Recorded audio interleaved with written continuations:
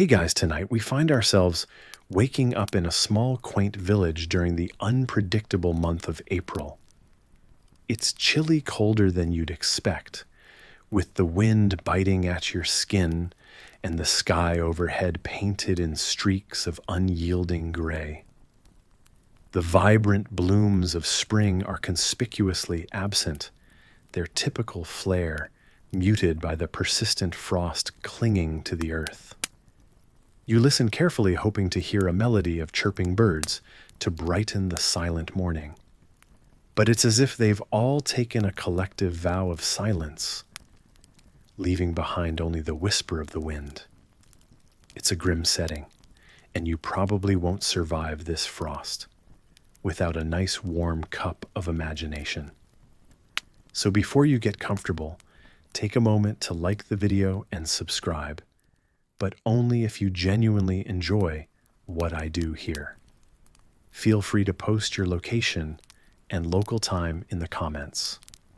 Now dim the lights, maybe turn on a fan for that soft background hum, and let's ease into tonight's journey together. As you step out of your modest abode, your feet find the uneven cobblestones that snake their way through the heart of the village. You wrap your coat tighter around you, wondering how dwellers, centuries ago, ever managed to cope with such fluctuating weather. It's an odd little village, mostly untouched by the march of modernization, echoing stories of past lives in its quiet nooks and crannies. Every structure, every creaky sign swaying in the gentle push and pull of the wind seems to hold an untold tale. While you wander, the ancient histories of these streets whisper to you. You recall how back in the 14th century, this very village might have seen the murmur of silk-clad merchants passing through a part of the vast sprawling web of medieval trade routes that crisscrossed Europe. However, historians still debate whether these pathways truly wound through villages as small as this, or if such thoughts are merely the fancies of two long winters. Curiosity guides you along the cobbles as you brush past an old chapel, its weathered stone facade standing resolute against the test of time. The arched door creaks open with a groan, revealing pews layered with dust and echoes of hallelujahs long past. And yet it is fascinating to think about how centuries ago this very spot might have served not just the faithful, but also those seeking solace from the tumultuous world outside, a sanctuary of quiet moments amid the storms of history. As you leave the chapel, the wind decides to offer you a slightly more amiable embrace, just enough to lift your spirits. It's this play between cold and warmth silence and whispers that starts to paint the village with layers of intrigue.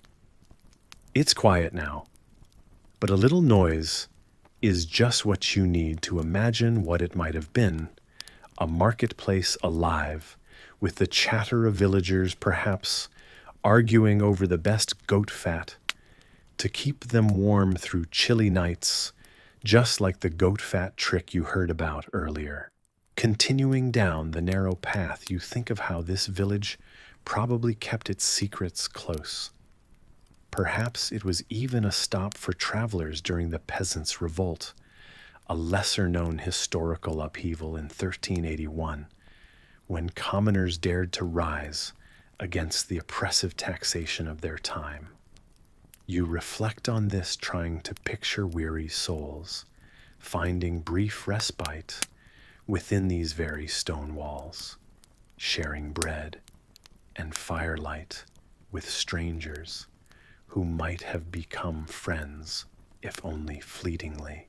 It's this mix of reality and imagination, of history's certainty and its mysteries, that keeps you mulling as your path takes you through a small square. A lone fig tree stands curled up against the cold, its leaves held tight against the promise of warmer days.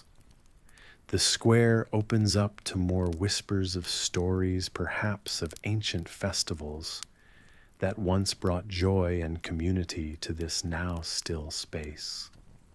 Historians remain unsure if such gatherings were frequent, but wouldn't it be delightful to think they were filling the air with song?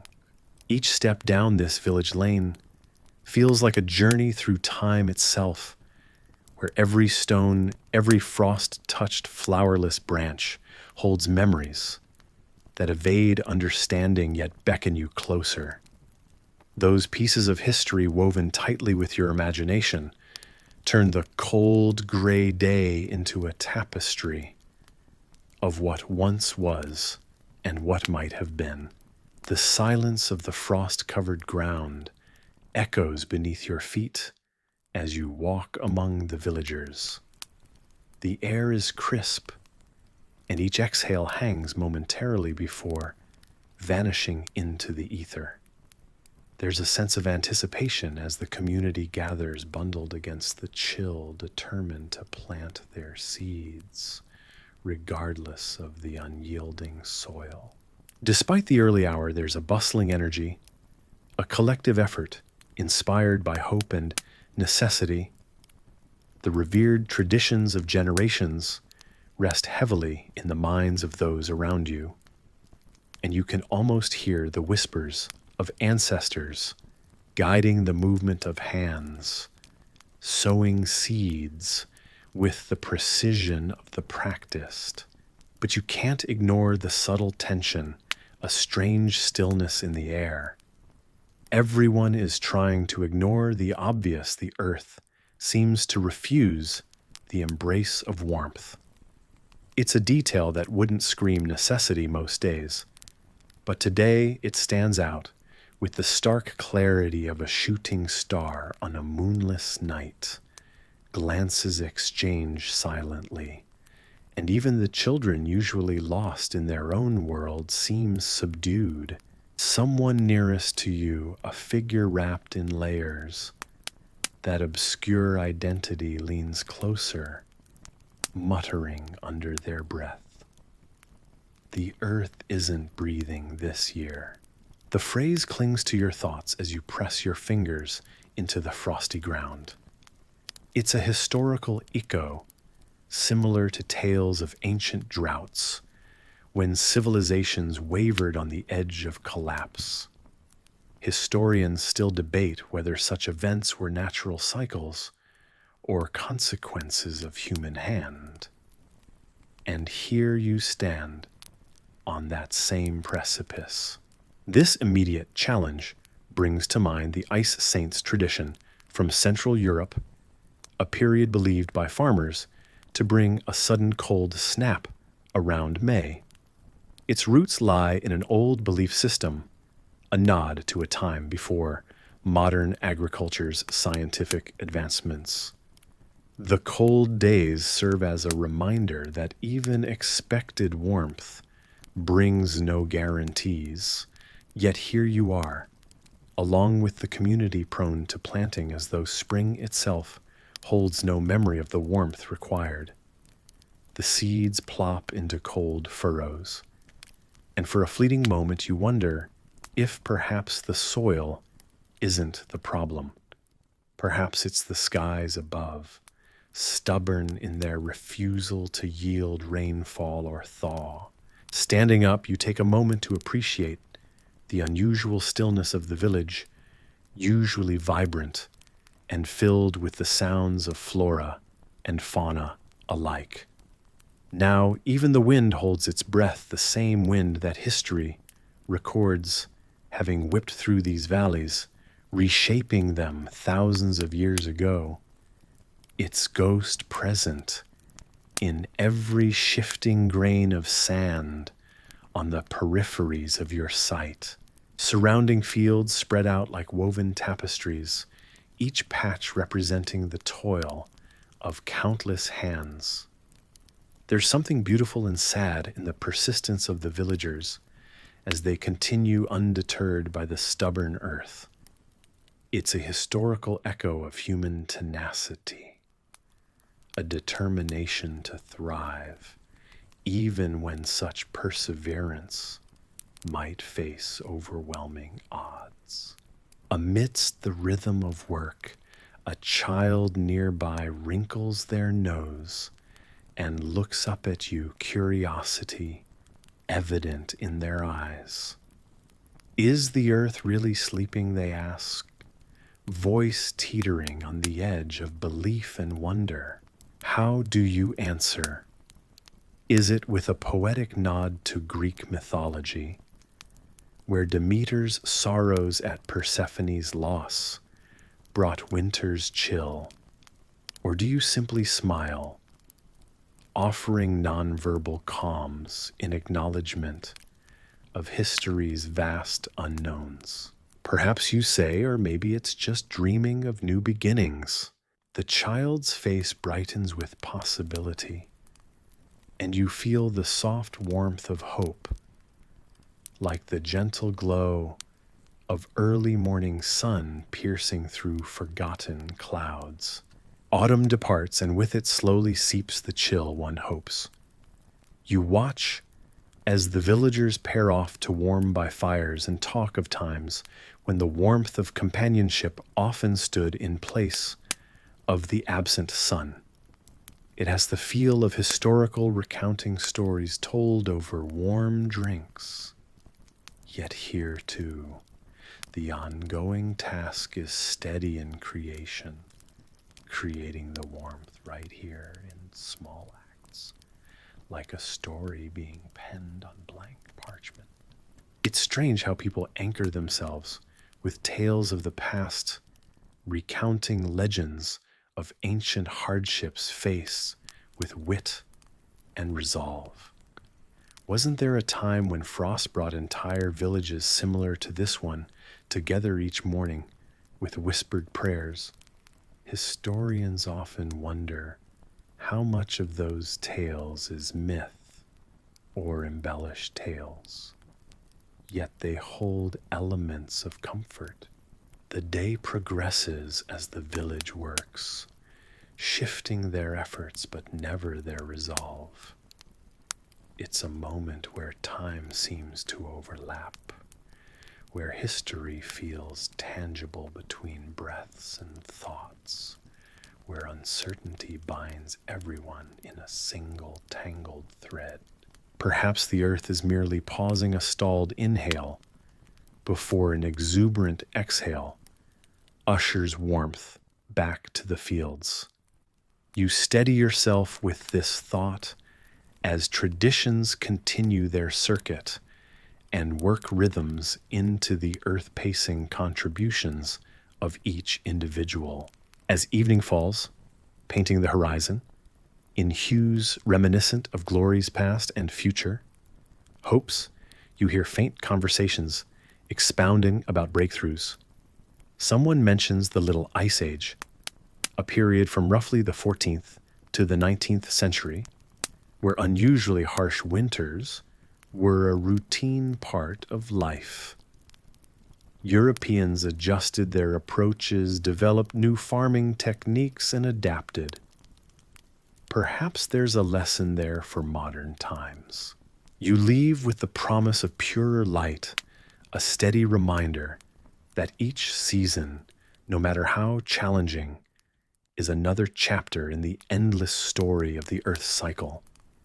And as you walk away from the fields, cast warm glances back at companions in comfort as they draw close together around fires, whispering tales to push the cold away.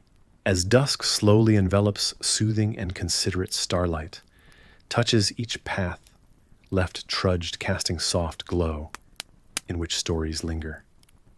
You feel gently cradled in this shared sense of time, wondering what tales will live on beyond this year's frozen start.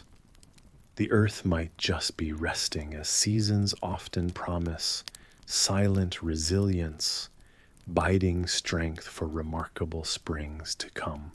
And as you finally close your eyes, perhaps The earth begins a quiet exhale, murmuring promises known only to the keeping of dreams by all who tread upon her breast.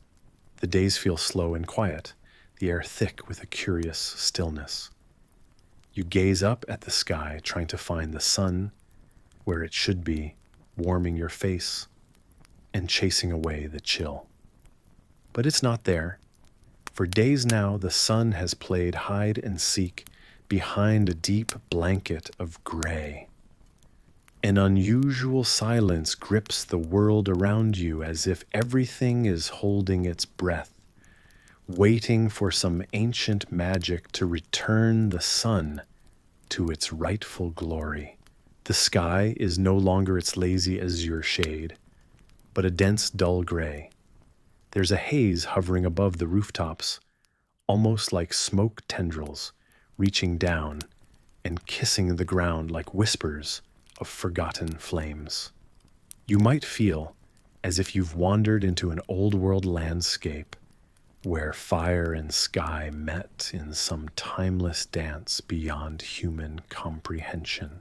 As you walk, your footsteps crunch lightly on the cool, dewy grass, a melody dictated by the dim twilight that seems locked in perpetual dawn or dusk. It almost reminds you of those deep winter days, where the light is precious and scarce, a concept that ancient peoples lived with, regularly shaping their lives around the cosmic rhythms that dictated night and day. And so, as you ponder the peculiar absence of the sun, your thoughts wander back to the time of the Vikings, those hardy seafarers who explored lands under skies much like this. They believed in Ragnarok, a series of events, including the disappearance of the sun, signifying the end of the world and the rebirth of a new one. With no modern technology, they read the skies, the weather, and the sea, believing wholeheartedly that the heavens mirrored their fates. You can't help but think about how these ancient ways still hold a sliver of intrigue today. Historians still debate whether such beliefs were purely myth, or if they had some grounding in astronomical events, perhaps a volcanic eruption that blotted out the sun or a climate anomaly. Just like the unknowable intricacies of the universe, some answers remain hidden, cloaked in time's own delicate fabric. As the hours stretch into one another, there is an unusual beauty in the dimness, as if you're living in a sepia-toned photograph, capturing a moment that never quite shifts. The world seems to move slower, quieter, as if wrapped in layers of soft wool inviting contemplation and introspection. The routines of life, the bustle and noise, are hushed to a gentle hum, like the soothing murmur of distant waves. There's a strangely comforting familiarity in this temporary twilight, and you wonder if perhaps for a moment existed a shared understanding across the ages of how a world without the sun's gaze feels. Maybe this elder rhythm echoes the divine storytelling from the bards who spun tales of adventure and mystery by the fireside against a backdrop of similar epic skies. Your thoughts turn to the earth itself, a planet with a history painted in the hues of shadow and light. These moments of sunless days seem to remind you that life on this planet has persisted through epochs of darkness and light. Each cycle has brought its challenges and transformations like a great text awaiting its continuation through new stories, new eyes, and endless exploration. The mystery is only amplified by the light haze stealing colors from the world, muting them as if asking you to lean in to look closer. It's the sort of setting where you might expect foghorns to boom from distant seas, chirping their low melodies through the thick atmosphere. A distant memory surfaces of reading about how some speculate that a phenomenon similar to this might have contributed to the decline of the Mayan civilization, a society once thriving whose sudden decline remains a puzzle in the quiet rooms of history. Among the theories of warfare and drought, the weather itself holds its secrets, possibly laying a veil of shadows that caused crops to fail, and people to wonder at the wrath of their gods. You breathe deeply, the air cool and slightly damp, almost carrying a tang of soot on it, enhancing the sensation that you're standing in a world rewritten, a new chapter inked onto the canvas of the universe. It's a reminder that change, often unwelcome, invites new interpretations of the world, much like these people before us who braved the unknown, wrote myths, and sought out the stars for guidance, always looking for that faint glimmer of the returning sun. And as you walk on, there's a gentle anticipation curling in the air like the soft breath of a lull that's not quite a whisper, not quite silence. You step lightly, almost reverently, in this unusual world, cradled between the waiting shadows and the memory of light. The sun will return, it always does, a promise granted by the universe. And yet the dim moments before its light remind you of the grand tapestry we've woven collectively across time. You continue knowing that the haze is just another story, a temporary mask until the vibrant hues return.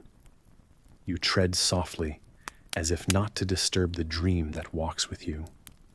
The sun daydreams behind its shroud, perhaps plotting a brilliant, breathtaking reemergence into its eternal dance across the sky. You listen as the travelers gather in the dim light of the tavern, their voices hushed but urgent. Their stories flow like rivers, weaving tales of lands far beyond your village. You lean in, eager to hear every word, your mind painting pictures of these foreign places. They speak of France, where the grapevines suffer under unyielding frosts, and the nobles grumble about their dwindling wine stores.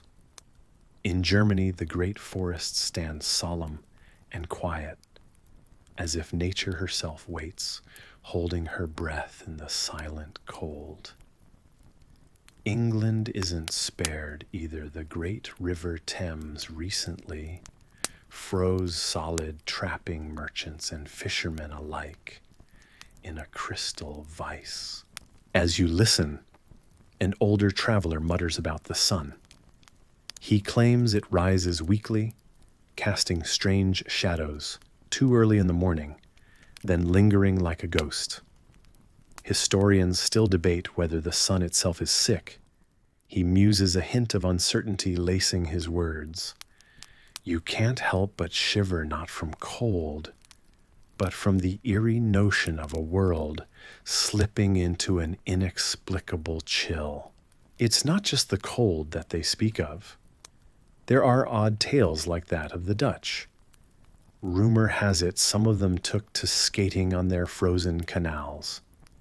Seems fanciful, but they insist it makes transport easier in this relentless, frosty grip. You're curious if these tales are true or if they're meant to entertain. After all, the line between factual and fanciful blurs easily under the candlelight of a crowded tavern. The travelers bring news of other strange occurrences. Famines in far-off lands where crops refused to grow, betrayed by soil that once promised prosperity. Animals behave differently too. Birds don't migrate as they once did, perhaps lost or confused by these bizarre conditions.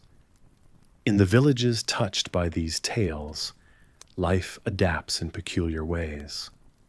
Families huddle closer together in smaller rooms, hoping warmth will stymie the creeping chill that biting winds can't seem to vanquish. You watch a young traveler carve a simple flute from a piece of wood. His fingers work deftly despite the chill in the air.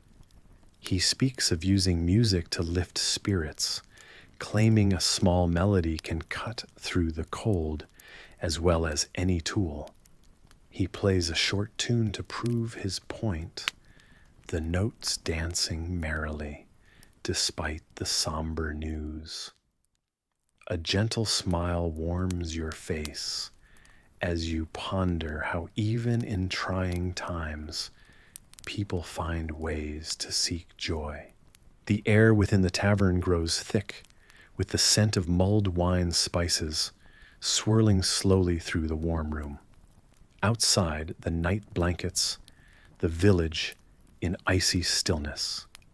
The traveler's stories linger in your mind, painting scenes of distant lands facing the same perplexing winter as your own. Your thoughts drift ruminating on the mysteries of the world. Why now? Why this strange cold? Questions like waves lap at your consciousness, soothing in their repetitive, unanswered dance. The village sleeps under frozen stars, each home nestled deeper into the embrace of the night as it winds its way through your thoughts. Snowflakes drift lazily from the sky, whispering a quiet promise of winter in the middle of June. You standing by the window, catch your breath at the sight. The world outside is painted in a thin layer of crisp white that shimmers under the late afternoon sun, transforming this ordinary day into something almost magical. It's an unexpected gift, a whimsically frosty day teasing the boundary between spring's ending and summer's usual warmth. The children in your neighborhood burst forth from their homes eyes wide and laughter tumbling into the cold air. They run with unstoppable energy arms outstretched, trying to catch snowflakes on their tongues. There's something enchanting about the contrast of barefoot prints, trailing quickly in the snow, like an early spring bloom caught off guard by winter's backward glance. Their wonders marveled at, but fleeting. Within moments you notice them retreating indoors. Bright cheeks and chapped hands, testament to their short-lived adventure. They chatter animatedly about the shock of cold that seeped through their fingertips. You remember feeling that same sharp sting in your own childhood, a reminder that even the most beautiful surprises come with their own edges. While you watch, you ponder the absurdity and beauty of snow in June. Historians might still debate whether such anomalies were omens or simple tricks of the climate, but you sense the stories left untold by weather patterns of long ago. Maybe the medieval peasants in their loose tunics would whisper tales around the hearth, spinning stories of snow in summer as a sign from the heavens. The comforting crackle of imagined fires seems to accompany you through these reflections, and you imagine the whispers of storytellers past, drifting into the very walls of your own home. Strangely enough, just like an old folk tale, this serene snowfall in June is infused with a sense of mystery, as if it's a brief cross-stitch in the fabric of seasons that usually obey their usual calendar cycles. The idea that snow could fall so unseasonally reminds you of how in 1816, famously dubbed the year without a summer, snow fell in July, enough to blanket the fields in a chilling reminder that nature often has its own plans. The eruption of Mount Tambora in Indonesia had cast vast clouds of volcanic ash, obscuring the sun and disrupting climates far and wide. People's traditions were upended. Crops failed, bringing chills unnaturally to places unprepared. Historic events like this volcanic winter often serve as humbling reminders that life doesn't always follow a straightforward line. Just as you snicker at the idea of children being pulled back inside prematurely at the mercy of the elements, you marvel at how such quirky whims of nature once led to massive migrations, families traveling across oceans, chasing warmth and fertile ground against the cold's expansive reach. Your reverie is tempered by the soft sound of the snowlight. It's not unlike the fan humming at the corner of the room, an almost imperceptible soundtrack that lulls heavily on your eyelids, narrating its own quiet story.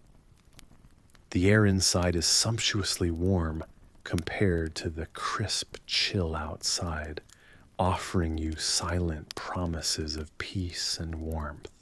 Snow accentuates sounds in ways that are oddly profound, tuning the universe into a different frequency, one where subtlety reigns king. Even now you can imagine these same children with snowball fights, quickly dismissed for cocoa mugs and heat blankets, looking out at the generous stretch of front yards gloved in white. They're learning in their own way about this unpredictable world around them. Just as historians still debate whether Great Britain's wintry medieval years marked a little ice age, these children are crafting their own memories' tales to share, remembering when snow came unexpectedly midsummer, transforming their world, if only for an afternoon, into one of wonders. As light begins to fade and orange glints off icicles that dangle decisively without a thought of melting, you realize that the truth of nature's whims comes as much in how they surprise as in how they're shared. The children, with their ruddy noses and short-lived freedom, have embraced an unlikely visitor today, a chill visitor, making them pause to view the ordinary in an extraordinary light. Gently, you pull yourself from the window, leaving those thoughts of snow and stories behind. But tonight, in the cradle of deepening evening, something about this very snowfall will be woven into dreams, or perhaps tomorrow's breakfast tales. Snow in June has a way of creating continuity, crossing bridges between then and now, each flake carrying a fragment of story meant to link the past imaginings with the future ones yet to unfold. In July, as you wander through the landscape of time and place that envelops you, the woolen cloak you wear feels like a relic of an unyielding winter. The chill lingers in the air, and the oddity of it all tickles your imagination, like a forgotten story resurfacing. Fires crackle in the hearths that dot the village, casting shadows that dance along wooden walls. Against this unseasonable backdrop, you walk the narrow path that meanders like a lazy stream through the quiet hamlet. You step carefully, noting how the fields lie dormant, as if the earth itself is holding its breath. It's a peculiar arrangement, isn't it? July should be a time of bustling summer days, thick with growth and the promise of harvest. But there's none of that usual summer warmth here. The sky holds a chill, and you shiver a little, not from cold, but from the strange sensation of being somewhere both familiar and uncanny. The year is 1816, often referred to as the year without a summer. The historic cold snap, a consequence of volcanic eruptions far across the world, has diminished the sun's warmth, cloaking regions in endless gray. Historians continue to discuss amongst themselves, contemplating whether the eruption of Mount Tambora in Indonesia and its environmental shockwaves reached here, or if other factors aligned in nature's mysterious orchestrations. As you walk, lyrics flow into your mind like the rhythmic prose of a song. In the year without a summer, there's no summer's bliss. The villagers around you have taken to whispering about this shrouded summer, with a mix of awe and quiet devastation. Their tales mingle with each ember glow and the heady scent of smoke that curls into the air. Children, normally full of laughter and barefoot joy beneath the July sun, sit wrapped in woolen garments. Their play is muted, restrained to huddled games, inside cottages or along the cobbled lanes. You watch as they chase faint shadows around a yard, and you feel their zeal clash against the constraints of a colder world. The hearths, the heartbeats of homes, seem to compensate, blazing through the days and nights, steadfast and aglow. You pause at the edge of a field, fingers brushing the dry stalks left over from last harvest. They rattle gently in the cool breeze, a haunting reminder of what should be a season of lush growth and vibrant fields. A farmer appears beside you, his face lined with years and worry engraved deep. He nods, recognizing a kindred spirit dwelling in the same strange year. We're in strange times. He says a statement edged with the rough texture of resignation. You feel it too, you ask, threading your curiosity with empathy, reaching out through the haze of uncertainty. The stories old folks tell. We hoped they'd stay stories, he continues, tweaking a hat with gnarled hands. Yet here we are, as if the sun's decided to take a holiday. You share a smile, an exchange of warmth in a year bereft of such. You notice a cottage with ivy clinging to its stone walls like a tapestry of green, threaded through with the resilience of the village. The door creaks open, just as you remember how it was last told, that people years ago often believed such weather was a portent of something greater, of forces beyond their ken, weaving intricate designs. Stepping closer, you find a woman, working her loom, spinning yarn into thoughts that will weave through the coming winter. She looks up with a knowing grin. Stranger in these parts, aren't you? You shrug, allowing the light jest to tether you a bit more to this current moment. I suppose I am. Well, don't let the weather fool you. She laughs softly as though tossing the strangeness aside with her nimble fingers. We make do, and it'll make for tales, plenty one day. Like that time, food became a poignant dance of survival, with oatcakes standing in for granary's empty shelves. She gestures for you to take a seat. You do, lured by the inviting warmth of the cottage that defies the chill whispering through the wider world. The loom's steady rhythm, like the heartbeats of those around it, fills the space with an ancient tune. You can almost hear the echoes of history singing softly alongside it, interlaced with the whispers of threads sliding through deft fingers. The conversation lingers just as someone might let a song hang in the air, a melody intended to weave people closer.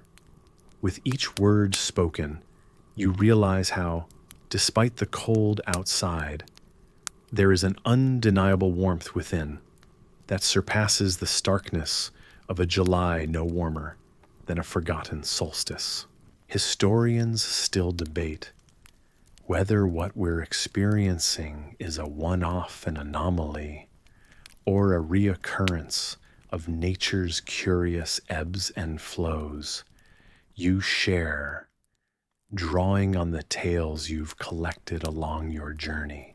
As the story winds its way through the evening, the dusk painting the world in gentle hues of gray and blue, you find comfort in this small cluster of warmth and weaving stories. The timelessness of the moment wraps around you, like the wool that keeps the chill at bay, more apt for a winter tale, but somehow fitting all the same. As you step back into the night, stars twinkle overhead, poking through the clouds with a brightness that feels oddly reassuring. And though the world around you may be trapped in a seasonless dreamscape, your heart finds solace in knowing that within these tales and the warmth they kindle lies something transcendent, a spark of light persistently enduring. You continue along the path, past the quiet figures of villagers, smoke curling skywards, carrying hopes, and the hearth's resolve to stitch warmth from the threads of everyday life. Yes, you think maybe this unbroken chill holds a quiet promise. After all, a whispered assurance that perseverance will eventually welcome the return of sun-kissed days and fields ablaze with green once more. The market is nearly empty. You find yourself standing at the edge of what was once a bustling square, filled with vivid colors and rich aromas. Now only withered potatoes and moldy bread remain scattered sparsely across stalls that were once brimming with abundance. As you walk among the remnants of prosperity, the scene feels hauntingly quiet. Prices rise like the tide, and you notice people glancing nervously at one another. The hushed chatter and furtive glances paint a picture of unease. The year is 1315. Europe is in the throes of what will later be known as the Great Famine, a period marked not just by crop failures and harsh weather, but by the profound uncertainty of survival itself. Historians still debate whether this famine was truly the result of natural calamities alone, or if human factors exacerbated it. Yet here you are in the midst of this reality, where each day is fraught with the precarious balance of existence. The potatoes you see, if one could even call them that, are shriveled echoes of sustenance, reminders of how the once plentiful fields have been betrayed by relentless rains and unyielding cold. A surprising fact is, many of those in the market, while anxious, also display an unexpected camaraderie. People share whispered conversations about sourcing alternatives to their daily bread, a trick they might try with chestnuts or acorns, bringing a flicker of hope to the hardship shared. You overhear bits of a conversation a merchant from the corner stall his voice bitter, yet resigned, recounting how the prices of even the meanest of goods have doubled in a matter of weeks. It's like the silver has simply vanished from our coffers. He murmurs to his fellow trader, a statement that earns him folded arms and nods of reluctant agreement. Historians argue over the precise impact on medieval economies. But one thing is certain, these markets are not for the faint of heart. You wander towards the edge of the square, where the cobblestones meet the dirt roads leading to the hinterlands. There are rumors you hear of distant places, untouched by blight, where the sun is kinder and the earth more forgiving. A woman beside you mentions with hushed reverence a valley she once visited as a child, where wild berries grew so thick they colored the stream that ran alongside them. It seems almost fantastical now, a fairy tale whispered among the fearful din. Your mind drifts to the broader consequence of this time. Reactionary measures across the continent, like laws against hoarding or the imposition of price controls, have taken root. Yet the efficacy of these rules is disputed, with more than one historian suggesting they might have done more harm than good, tightening the very noose they were meant to loosen. Even in this bleakness, however, there are glimmers of resilience. You note the odd traveler who, despite the scarcity, shares a loaf, a memory of better days, embedded in the wood-fired crust.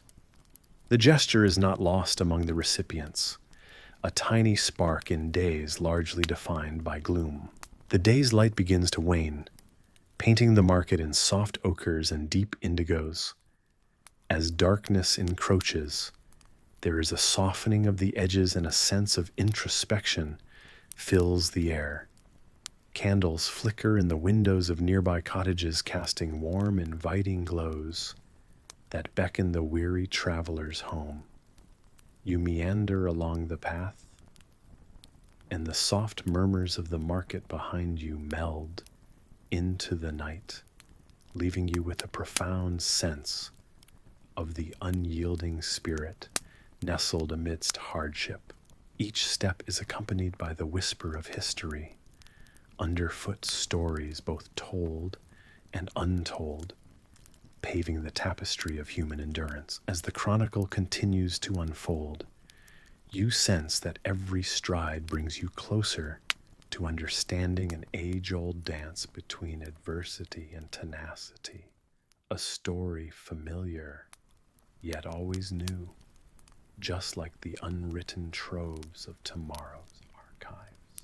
So before you get comfortable, take a moment to like the video and subscribe, but only if you genuinely enjoy what I do here. And if you're up for sharing, post your location and local time in the comments below. Now dim the lights, maybe turn on a fan for that soft background hum, and let's ease into tonight's journey together. You're drifting into a gentle slumber, the warmth of family beside you, creating a cocoon against the chill of the medieval night. Outside, the wind seems to be an ancient storyteller itself, weaving through the gaps in your home's timber and stone walls, narrating tales of olden days and realms, untouched by modernity. In this medieval household, life thrives despite the chill. Your family has gathered for warmth, not just in proximity to each other, but in spirit as well. Tonight, a vivid tale springs to mind, one that has been passed through the ages, a bridge between your dreams and reality. With your eyes closed and senses tuned to the rhythmic beating of the fire, you enter the story. Your world, set in the 14th century, is a backdrop for tales that transcend the ordinary. This was a time when people often found solace in stories during long winter nights. Within the narrative, you see yourself as a young peasant, attempting to weather the harsh realities of medieval life. You are reminded of the Black Death, which swept through Europe, leaving echoes of fear still whispered about. Scholars perpetually debate whether it was truly sparked by rats and fleas, or carried on the winds of circumstance. One surprising twist. Some thought that wearing lucky charms would offer protection, just like your own little blanket fort tonight wards off wandering cold drafts. As the fire crackles more softly, you realize how these stories, this shared warmth, weld the fabric of the community together. You find strength in numbers, and even more so in the family who surrounds you tonight. There's reassurance in knowing that these stories aren't merely for entertainment. They serve a practical purpose, delivering warnings, imparting wisdom, and embedding history into the collective memory. A quaint image dances behind your eyelids, a medieval gathering, perhaps a village assembly at the local manor discussing plans for the harvest under a similar windswept sky. It's said that in England, the Great Famine of the early 14th century taught lessons in crop rotation and the benefits of enriching the soil, which some argue helped sow the seeds for later agricultural advancement. Your own pantry might be modest, yet it holds those timeless basics. Beans, grains, perhaps a slab of cheese carefully portioned to last through the winter months. Heated discussions about the past night's storytelling meander through the room as colorful as the fire's glow and every bit as warming. Was it right? Was it wrong? Certainly nobody's on the same page. But the debate itself is a tradition, just like the stories and the fire-bouncing words off walls where drafts slip through the seams. As the coal fire dwindles slightly and the room becomes a tad cooler, you nestle further into your blanket, feeling both the weight of history and the lightness of dreams.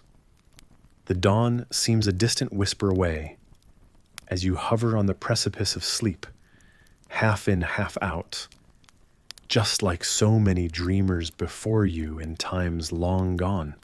The wind changes its tune, rustling faint melodies, pulling its blanket of sound tighter around the house. Your heart slows, mimicking the ebb and flow of stories, ebbing away into night's coverlet, a natural rapport, as unending and seamless as the story you're nestled within. You understand now, beneath these scenes of old, how every generation has huddled by a fire, shared tales, learning not only about themselves, but the world encircling them. As the days grow shorter, and the wind whispers of approaching winter, you find yourself standing at the edge of a vast, chilly pasture. The once lush fields are now sparse, the grass no longer a verdant carpet, but a fragile memory beneath the frost. The cold seeps into the ground, leaving the earth hard and unyielding. Nearby cows and horses move slowly, their forms highlighted against the gray landscape. You notice their coats dull and thin, clinging to their bones as they search for remnants of greenery. The animals graze methodically, driven by an inherent understanding of survival, much like the human spirit at the heart of history's many tales. You stand quietly and listen to their low moans, which echo through the air like ancient songs carried on the breeze. Each sound is a reminder of the challenging seasons faced by people and creatures alike throughout time. Historians often marvel at the resilience shown by societies much like these animals when nature herself seemed to conspire against them. There's something timeless about the scene unfolding before you. It's easy to imagine yourself in centuries past, where the struggle between man and nature played out in fields just like this. Such moments give weight to the realities our ancestors faced when communities had to adapt to survive. Did you know that during the harsh winter of 1709, known as the Great Frost in Europe, societies across the continent faced devastating hardship? Rivers froze, crops failed, and livestock suffered, much like the horses and cows standing before you now. It was a time when people looked to the skies for answers, never knowing the limits to which their endurance would be tested. There's some debate among historians as to whether certain regions faced more hardship due to climate variances. But the collective hardship united them in shared struggle. Even in what seemed like a bleak stretch of existence, people found ways to cope. Some communities used innovative farming techniques to eke out sustenance, a reminder to you that even in trying times, there's always room for human ingenuity.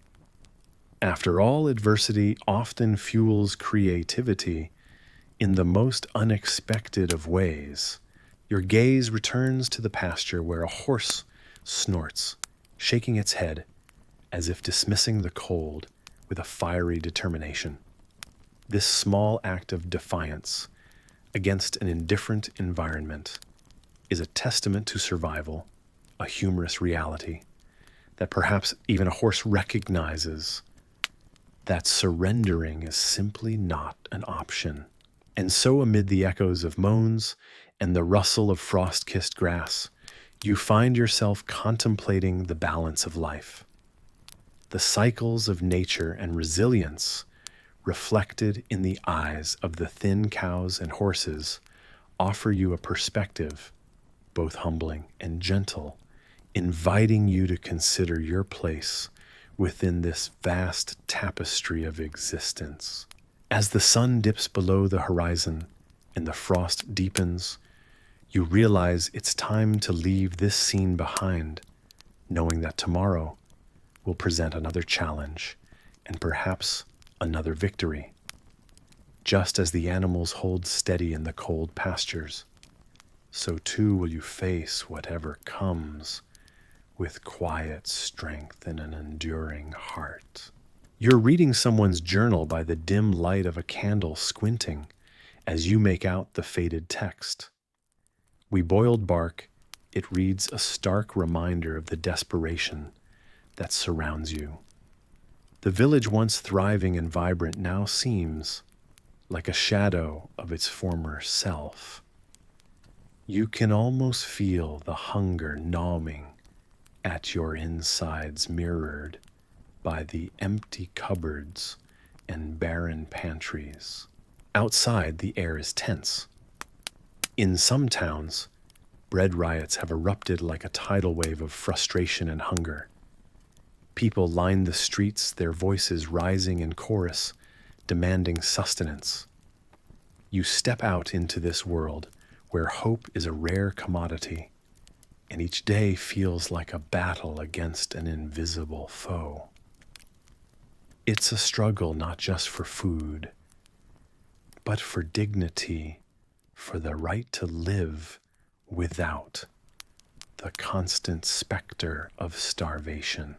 Historians still debate whether this period was the result of failed crops or other economic mismanagements, but the outcome remains the same in every story: a society brought to its knees by lack of bread. The irony isn't lost on you. Bread, a humble staple, now becomes a symbol of survival and power. You wander through the market, or what's left of it, a few stalls with meager offerings, guarded fiercely by their owners. There's talk of flour being mixed with all sorts of things, sawdust, chalk, and other fillers. You overhear an old man saying, "At least it's something to chew on." One stall captures your attention. A man is selling bread of Egypt, an ancient recipe long forgotten, but now resurrected. It's tough crumbly and not very appealing, but nothing is wasted in these times.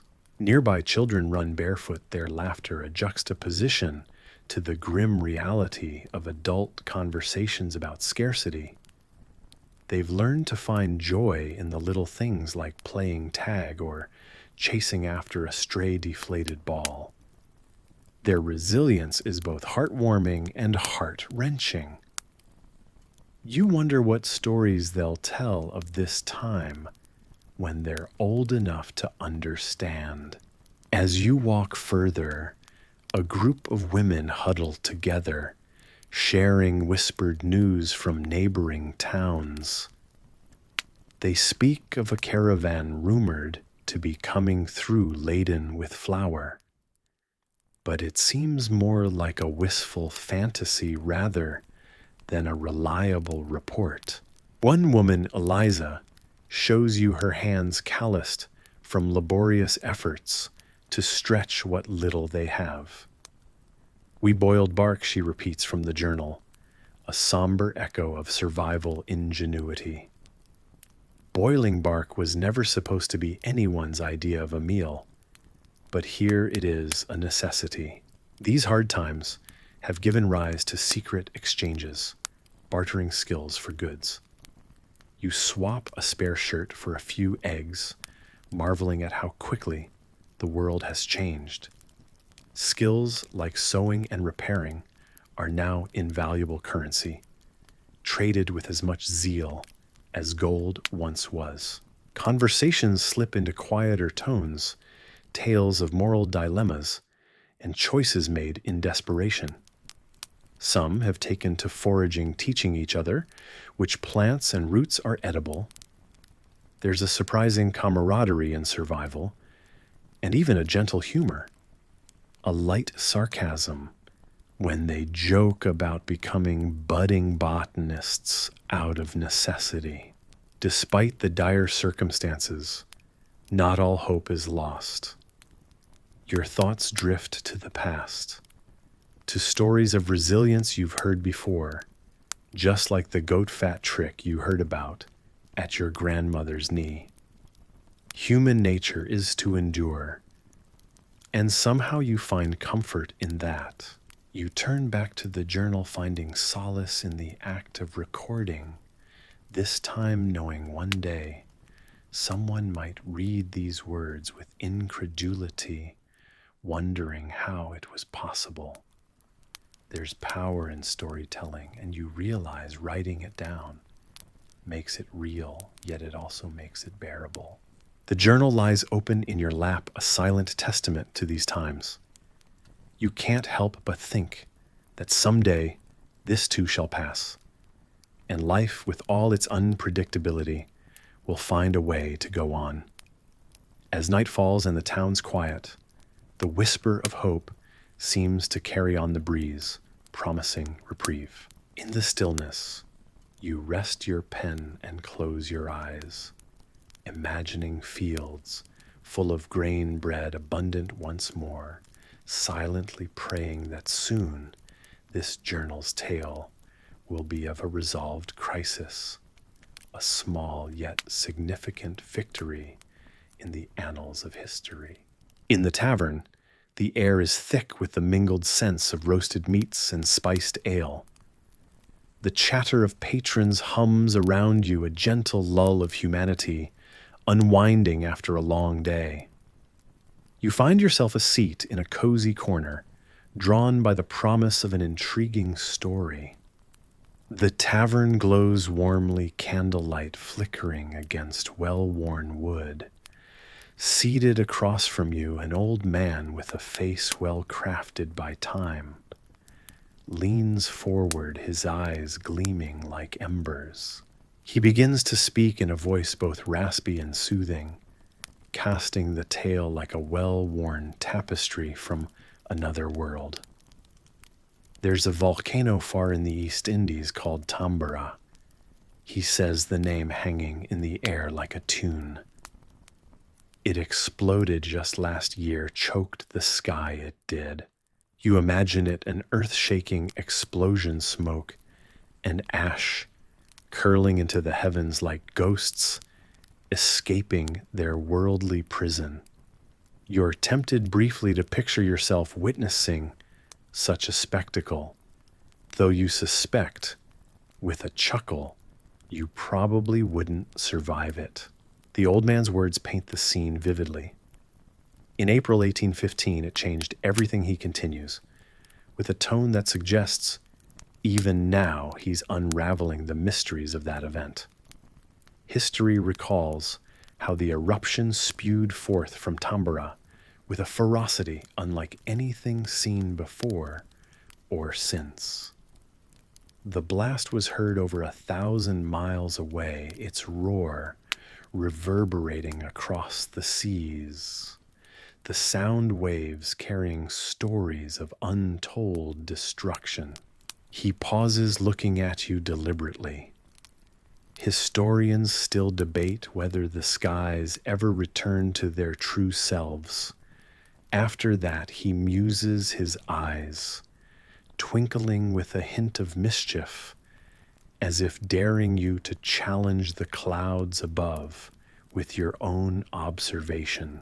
A young man sitting close by chimes in, as often happens in these communal gatherings, with an unusual detail. They say the volcanic ash led to what we call a year without a summer. He remarks, nodding to assert his knowledge. Crops failed and the climate was so confused that it snowed in June. You nod, reflecting on how a whisper from a distant mountain could alter the lives of those across the world. The old man acknowledges the youth with a tip of his hat, then returns his gaze to you. It's strange, isn't it? He asks with a twinkle in his eye.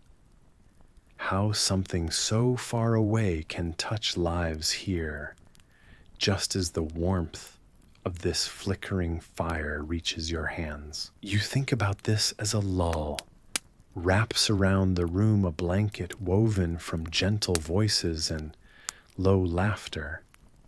The old man leans back in his chair, satisfied with the quiet wonder he's spread with his tale. His words linger, a soft echo in the tavern's warm embrace, cradling you gently. While the crackle of the fire accompanies the rhythm of your thoughts, you find your mind settling like the ash of Tambora. It's a quietude that's both humbling and comforting, reminding you of distant places and the interwoven threads of the world.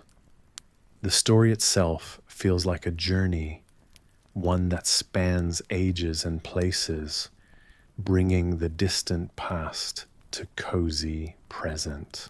As you listen, the old man's gentle recount fades the tavern atmosphere, softening into a companionable silence.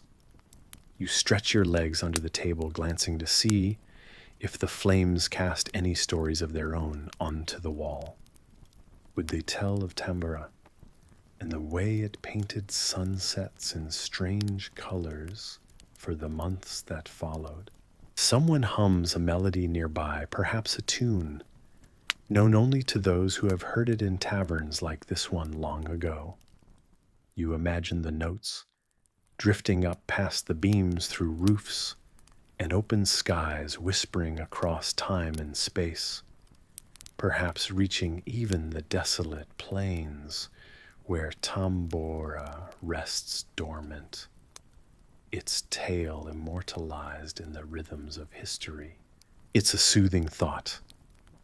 No matter how the world shifts or quakes beneath your feet, there will always be stories to find their way to you, threading through the spaces between sound and silence. The old man smiles knowingly, as if he senses this quiet understanding. The tavern, still vibrant with its tapestry of sounds, feels like a pocket of serenity. People share stories, laughter bubbles, and you find yourself lulled by the seamless merging of past and present. It's as if Tambora itself were cradling you to sleep, the distant rumble of its history, like a gentle lullaby fading into the night. And just like that, the night outside grows deeper still. Outside, you imagine Tambora's shadow stretching across stars, each a distant campfire in the cosmos. You take one last deep breath, feeling the weight of history settle in your bones and the curious lightness of knowing that there are always more stories to tell. The old man, satisfied with the evening's tale, leans back in his chair, the timeless teller of tales, content in the calm satisfaction of sharing. You savor this moment, a testament to the enduring power of stories and the strange, wonderful world they chart.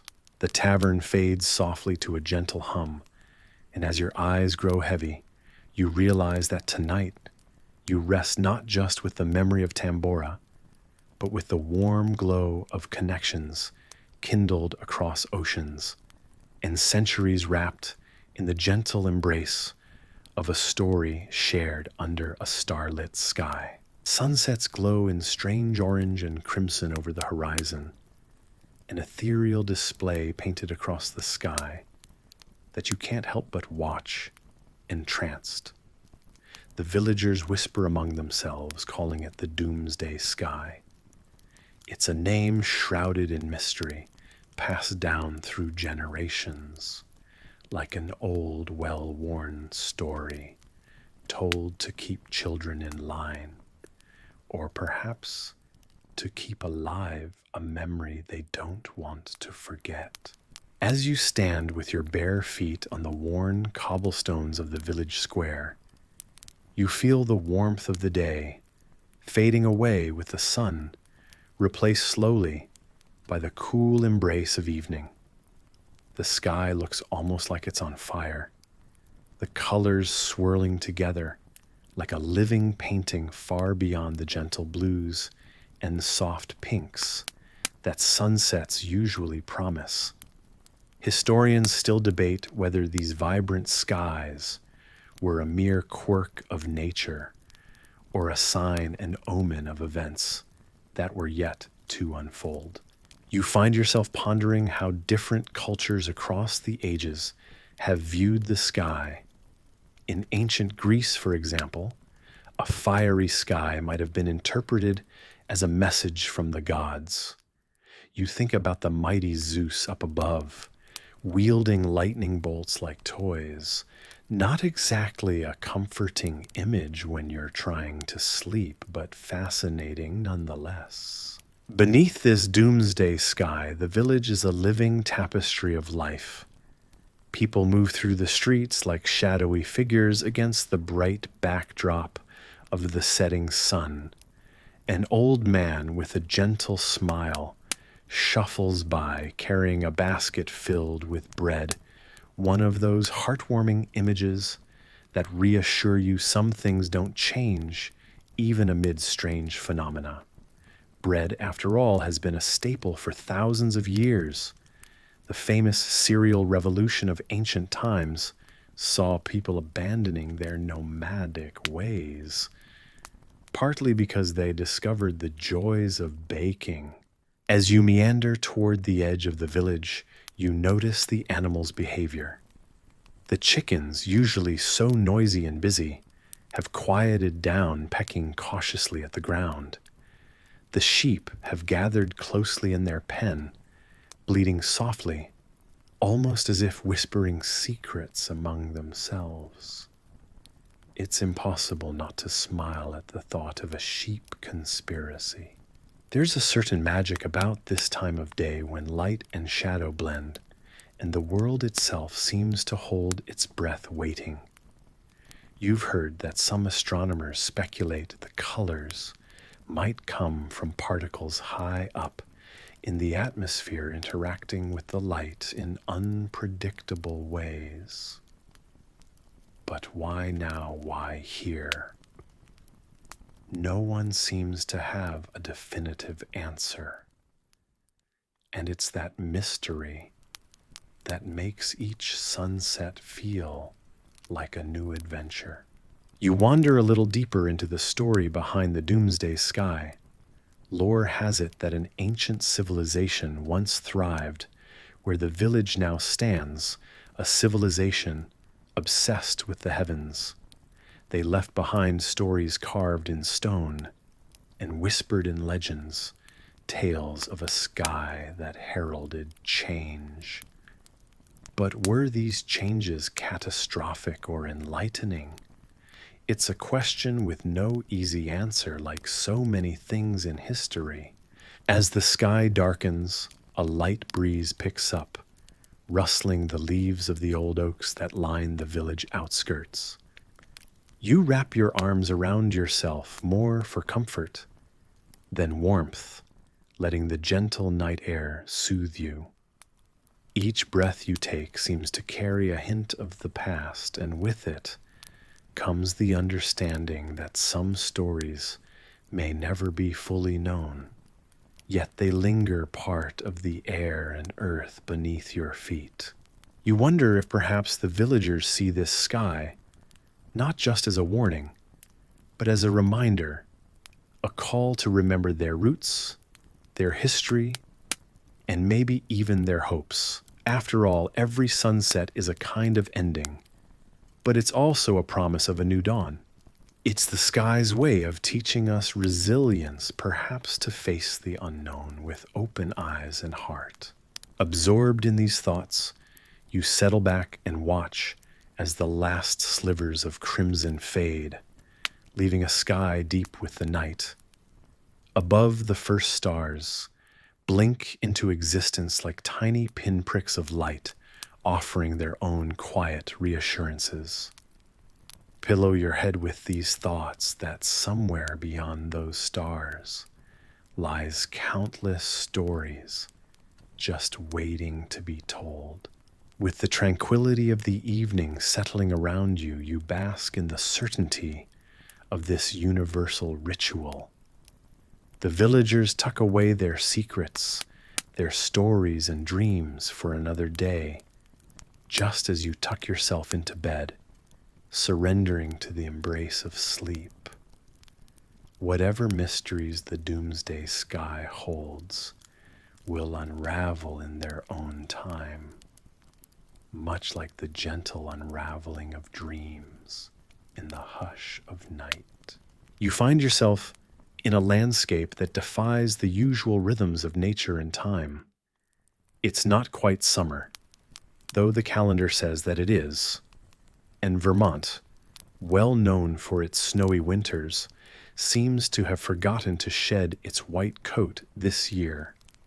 Snow blankets the ground as if determined to hold its chilly grasp over the season. Instead of the bursting greenery of summer, a white expanse greets your eyes. You're journeying from town to town seeking warmth, such an elusive thing it seems. Even the campfire you built last night, crackling and dancing with orange tongues of flame, barely managed to fend off the creeping cold. The air carries a biting chill, one that nips at your fingertips and wraps itself around your legs. You pull your cloak tighter, savoring its meager warmth as you step forward through the crunching snow. Historians speculate about strange weather patterns, attributing them to various causes that range from volcanic eruptions in far-off lands to celestial shifts that tug at the Earth's climate strings. Yet uncertainty shrouds these theories, and you find no solace in scholarly debates. When your toes tingle from frostbite, local folks you meet during your travels share your bafflement. One elder with eyes that have seen too many summers turn to frost shakes his head in disbelief. Never seen the likes of it, he mutters, his breath visible in the cold air. Snow all summer long. It's like the world turned upside down. His words linger like smoke fading into the icy wind. Your journey takes you to a quaint village nestled between snow-laden hills. Here, the children poke at the curious weather with boundless energy, building snowmen as if it were the heart of winter. They giggle, unaware of the oddity, blissful in their ignorance. A snowball flies past your head, launched by a mischievous boy with a grin as wide as a summer's day, if only one existed. In the local tavern, where flickering candles battle the pervasive chill, you huddle close to a group of travelers. They are like you, seeking warmth and answers. It's like nothing changes, says one, a trader from the south. My summer wares all stranded in the cold. His words carry the weight of loss, a reminder that the world doesn't pause for weather. The tavern's barkeep, a stout woman with a hearty laugh, serves mugs of spiced cider. The heat from the cups radiates into your cold hands, offering a fleeting relief. Don't know about warming you up, but it'll keep your spirits up. She chuckles, passing you a mug. The cider, with its cinnamon aroma, fills your senses with a warmth that the fire struggled to provide. As the night deepens, you find a corner by the hearth, watching the flames dance in the low light. Laughter and conversation swirl around you, the noise wrapping you in a cocoon of human presence. It's comforting, almost enough to make you forget the unusual season outside. Before you drift into sleep's gentle embrace, an old man recounts tales of weather long past, of times when the earth was unpredictable yet wondrous. He speaks of the year without a summer, when frost and snow claimed the warmer months in a strange display. Some say a volcano named Tambora was the culprit, its distant eruption casting shadows in unexpected places. Still, much like now, certainty evades scholars and soothsayers alike. The world then, as now, held secrets it was unwilling to share. You're only half listening. The rhythmic crackling of the fire slowly lulls you into dreams where seasons flow as they should, and the warmth of summer is not a memory, but a presence. Just as your eyelids grow heavy, the tavern's soft buzz fades gently into a comforting hum, and you withdraw into the blanket's soft folds. The scent of burning wood and cider lingering sweetly in your mind. Across this incredible journey, you have become part of the narrative, a breath in the story of a world turned cold. Here, amidst unlikely snowdrifts and enduring chill, you find not just an adventure, but a shared human experience. Soon morning will come, the sun veiling the snow in glittering light. For now, let the odd rhythm of this wondrous summer lull you into slumber, knowing that beneath nature's temporary uncertainty, assurance lies in the mere fact that you continue to dream. Silent shadows glide across the cobbled street as you watch your neighbors pack their carts. The world outside is a muffled symphony of hushed whispers and the creak of wooden wheels. They're bundled in faded shawls, their breath visible in the cold air, each person a silhouette against the dim glow of scattered lamps. They move with determined purpose, a procession of sorts, seeking the promise of warmth beyond the frozen horizon. You stand at your window, a silent observer in the stillness of the night. The air carries a bite that seeps into your bones, a reminder of the harsh reality that winter no longer whispers but roars. This migration evokes memories of entire towns, once uprooted and moved, reminiscent of the great migrations of history. People don't just leave homes.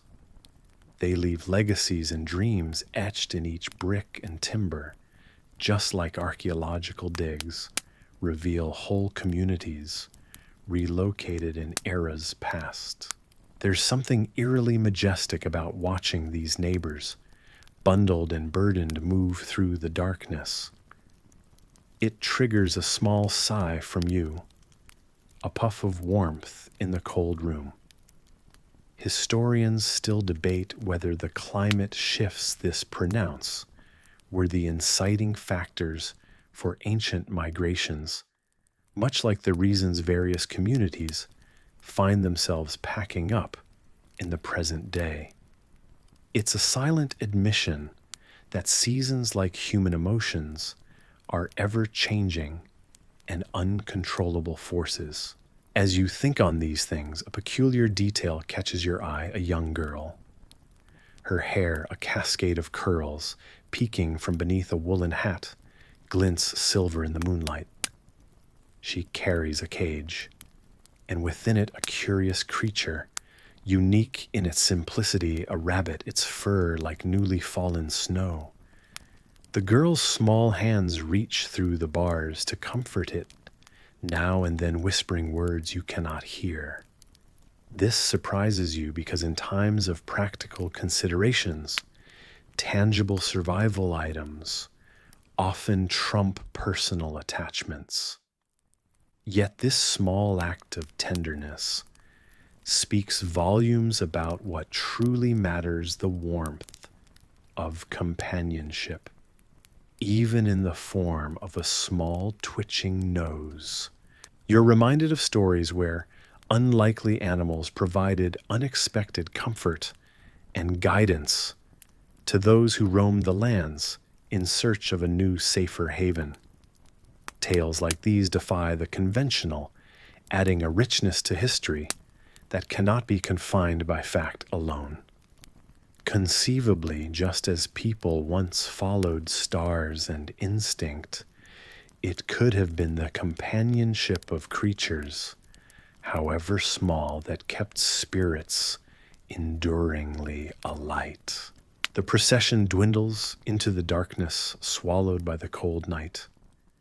You find yourself staring at the empty street long after they're gone, the eerie quiet settling like a fine layer of dust over the world. The silence is profound, leaving room for the mind to wander back into its fold, where dreams and reality dance fluidly. In this moment of solitude, the world feels both vast and small, a reminder that as vast as it may seem, the world is stitched together by these brief, intimate moments that history often overlooks. You can almost feel your blood sway in harmony with the silent rhythms of the past, each drop a whisper of stories untold and futures unsigned. The cold air prickles your skin, and you finally step away from the window. The room is dark save for the soft glow of a single lantern casting flickering shadows on the walls. You wrap yourself in a blanket, feeling the fabric warm against your skin, a comfort against the creeping chill. Although the migration outside was silent, each bundled traveler and creaking wheel spoke of hope. A hope tied not to a destination, but to the journey itself. You settle back into your chair, your eyes growing heavy. The rhythmic tick of a distant clock echoes in the quiet space around you.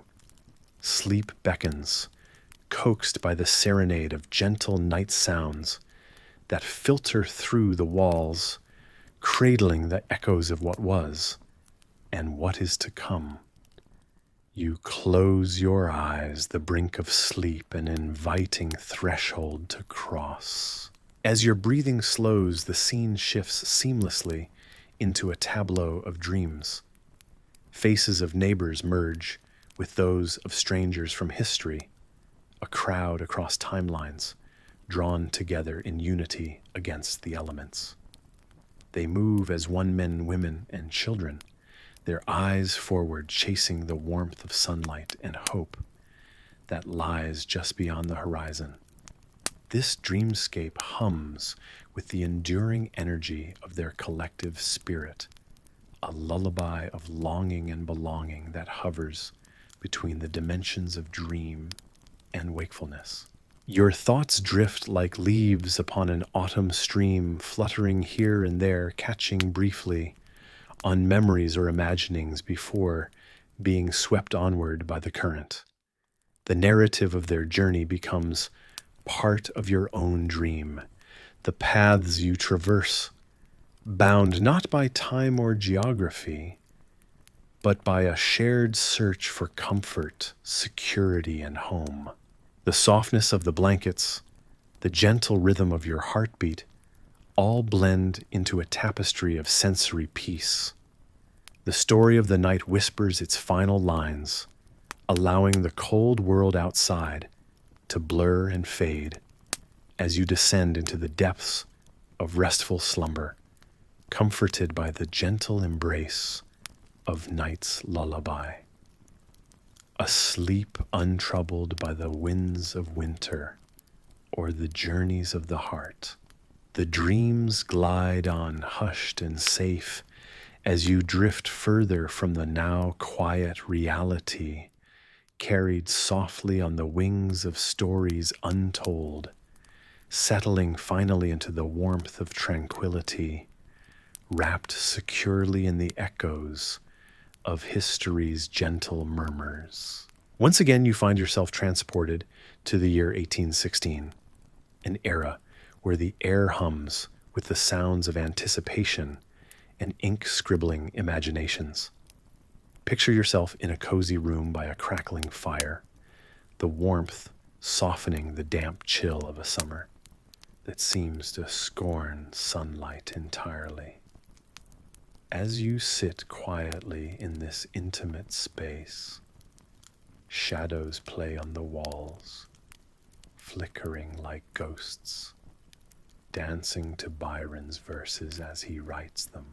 Lord Byron, ever the enigma, is perched at an elegantly carved desk, surrounded by crumpled parchment papers, bleeding rivulets of dark, moody poetry. His voice, a mixture of brooding depth and animated fervor, fills the room as he recites lines that spill from his quill like haunting confessions. It's the summer of 1816, a historic period infamously known as the year without a summer, thanks to the eruption of Indonesia's Mount Tambora the previous year. Historians pinpoint this volcanic catastrophe as the reason behind the oppressive weather and the gloomy skies that drape over Europe like a sorrowful shroud. As you listen, you're vaguely aware that across the candle-lit room, Mary Shelley sits quietly, her mind a storm of monstrous ideas, waiting for the perfect moment to translate them into words. It's not just the gloomy weather that conspires with Mary's imagination to bring forth the grotesque image of her iconic creature Frankenstein. It's also the melancholic musings that fill nights where ink seems to have a mind of its own. Mary Shelley's nimble fingers trace thoughts on paper, constructing narratives in shadows and whispered truths. She pulls inspiration from these midnight musings, fueled by the eerie quietude that seems perpetual under the gloom of eternal rain clouds. Historians delight in this narrative, though they often debate whether Mary could have possibly envisioned such a powerful story without Byron's influence himself, a beacon of poetic darkness. Imagine the pair Byron penning lines rich with chaos, and Mary amid the ambient sounds of rustling leaves and distant thunder, crafting a tale of a man who dare plays God. Surprisingly, amidst the somber air of artistry and impending storms, laughter punctuates the night. There's a game of storytelling, a tradition at these summer soirees, where each guest pens a ghostly tale. Lunacy or brilliance? You're not quite sure, but you can feel the vibrant energy that makes the candle flames waver, casting erratic dances on their faces. Byron challenges the group to explore the depths of their fears, concocting tales that would make wisps of panic arise from their very center. His own stories, true to his form, are laced with sardonic humor and unrelenting bleakness, as if to challenge even the darkest recesses of the mind. It's a paradox of cheer and chill, this gathering of minds, a witch's brew of intellectual camaraderie and individual solitude. As you linger on each carefully chosen word, Byron's countenance lit by a devilish grin, you come to understand that it's this very grimness, this inclement, troublesome summer that ignites creativity. It's as if the world itself must be on the brink of a never-ending night, for the dawn of literary genius to break a notion both comforting and ominous, like the lapping of waves, destined to erode any landscape eventually. Just as the tides pull their own rhythms, the curious imagery of monsters and phantoms takes shape, because you suspect there's a certain defiance in the act. A rebellion against the expected cheeriness of summer, instead embracing the macabre beauty of desolation. The surroundings seem to whisper in agreement, the gentle pattering of rain against the windows composing a symphonic accompaniment to the stories being unfurled within. Byron's work embodies the tumult of nature and man's struggle against unseen forces, and in a quiet corner, Mary begins to conceive a world where her creature, the assemblage of scientific ambition and human folly, will roam. All the while the storm continues its relentless pound, a background hum of creation's fury and nature's raw power. You can almost hear Byron muttering about these contradictions, weaving them into stanzas of exquisite angst and peculiar grace. Rain sips off rooftops in a melancholic melody. Time slows in the embrace of such lyrical despair. Yet the house seems alive with frenzied creativity, a tapestry woven from the summer no one remembers for its sunlight. Perhaps it is the perfect scene set for storytelling, the shroud of night, the ever-complicating yarns that swirl about like smoke from the dying fire. The candle's flickering light plays tricks on weary eyes, shadows writhing like creatures about to spring forth from their pages, brought to life by the power of pen and ink and mind. Tonight, bathed in the somber glow of creation, you are an unseen witness to history's unfolding. You feel as much a part of the murky, exhilarating atmosphere as the winds outside, contributing to the cacophony of creation with your quiet presence. Here in this room, where the future birth of Gothic legends and extraordinary creatures takes root, the uncanny marriage of bleakness, and brilliance persists. You get the sense that history is both unfolding and being steeped in the mystery of the moment, a moment captured within the dim-lit chamber of literary birth. Just as the night stretches onward, bound by beauty and terror alike, you settle into the comfort of knowing this story. It too will continue shaping itself out of these dull skies, conjured among the bright minds gathered in one extraordinary summer.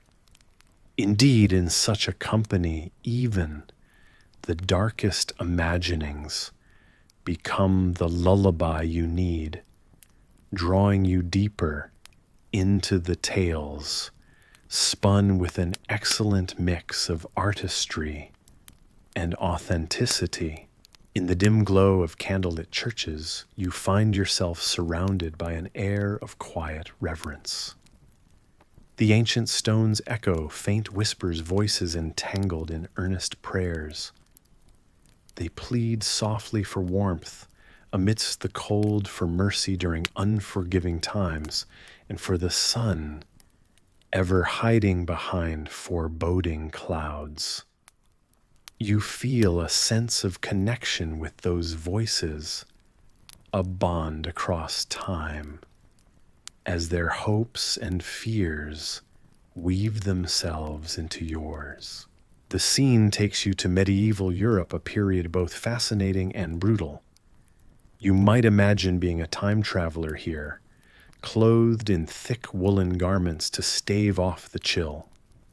The church stands as a sanctuary against the ruthless bite of winter and the harshness of daily life, as it has done for centuries. You picture the cloistered corridors of a Benedictine monastery where monks chant their prayers, each word intricately woven into the tapestry of time.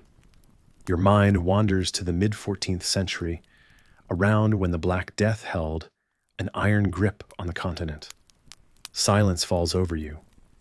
As you realize you probably won't survive this, you're here in spirit only, fortunately. Despite the terror of the plague, years, one surprising element stands out. Amidst the fearsome epidemics, there were those who sought solace in music.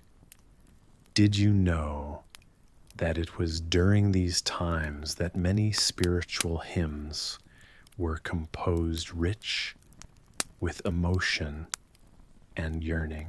As you listen to the whispering voices, you recall how historians still debate whether certain hymns originated as a plea for divine intervention or were crafted to soothe a beleaguered people with melodies more powerful than words alone. It's a historical curiosity that hymns might have been both shield and sword against despair. Within these hallowed walls, traditions have long held sway. However, it was not always so serene. Imagine, for instance, the heated disputes of the Great Schism in the late 14th century, when the church fractured into factions. Bickering bishops and rival popes shouted across Europe, each staking a claim on piety. Even in their sanctuaries, people whispered fervent prayers, seeking resolution, or perhaps just a moment of peace from the clamor of division. The church doors, grand and heavy, lead out to a cobblestoned world, bustling with the paradox of medieval life. You can almost see the color of market stalls brimming with fabrics and spices. The medieval streets were alive with sounds quite different from today, children's laughter mingling with the clanks of a blacksmith's hammer. Buildings leaned into each other like old friends sharing secrets. All the while, your imagination dances with intrigue about the mysterious phenomena capturing the medieval mind. One such instance is the site of St. Elmo's fire, a weather oddity named after St. Erasmus, the patron saint of sailors.